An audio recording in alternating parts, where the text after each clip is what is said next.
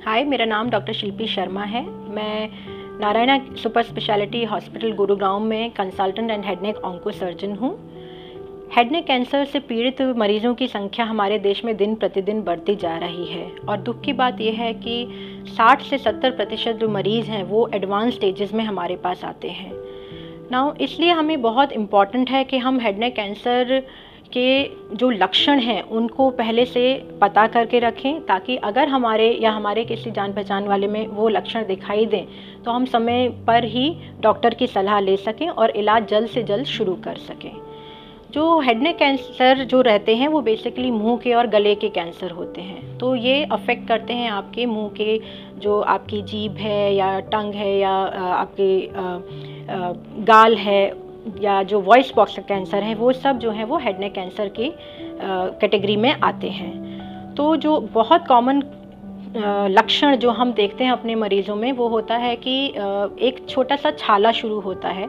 वो छाला जो है वो टाइम पे अगर ख़त्म नहीं हो रहा है, आपने दवाइयाँ कर दी फिर भी वो कई हफ्तों तक रहता है, तो इस तरह का छाला बहुत सस्पिशियस है और ऐसा अगर आपका छाला होता है तो आपको तुरंत उसकी जांच करानी चाहिए।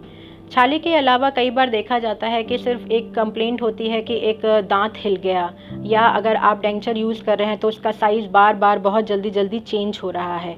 ऐसी हालत में भी आपको डॉक्टर की या डेंटिस्ट की सलाह लेनी चाहिए, बिकॉज़ हो सकता है कि इसकी वजह जो है वो इसके नीचे कैंसर पनप रहा हो।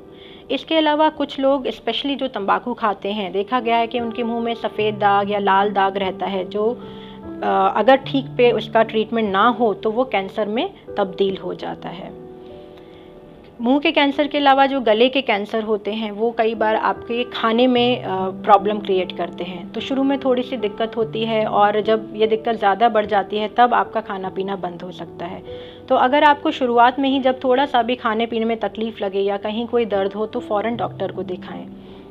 इसके अलावा कई बार एक गले के पीछे के हिस्से में बहुत तेज़ दर्द का होना, स्पेशली अगर वो कान की तरफ जा रहा हो, वो भी एक हेड नेक कैंसर का कारण हो सकता है।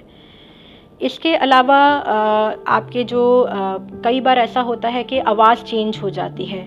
आवाज़ जो है वो एकदम ठीक से समझ में नहीं आता या आवाज़ भारी हो जाती है।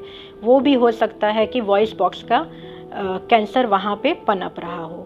कुछ कैंसर्स होते हैं जो कि गिल्टी की तरह से प्रेजेंट करते हैं, जैसे थायराइड का कैंसर है या फिर आपका जो लिम्फ ग्लैंड होती हैं वो जो कैंसर होता है वो गले में गिल्टी के साथ में आता है।